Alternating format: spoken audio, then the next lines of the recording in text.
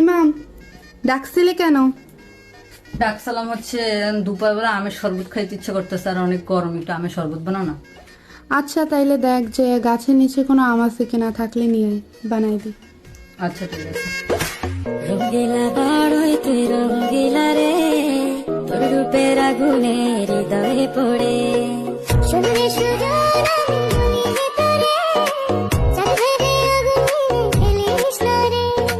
তোর রূপের ঝলকে মন নিল পলকে, তোর রূপের ঝলকে মন নিল পলকে, তোর ছাড়া এখন আমি বাঁচি কি করে শুনে সুজন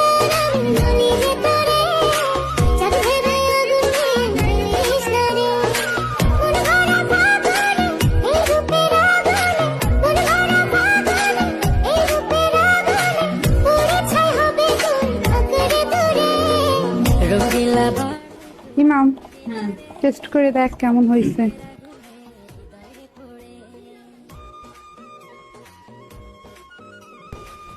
আসলে গরমের ভিতরে এরকম এক গ্লাস শরবত পেলে আর কিছুই লাগে না।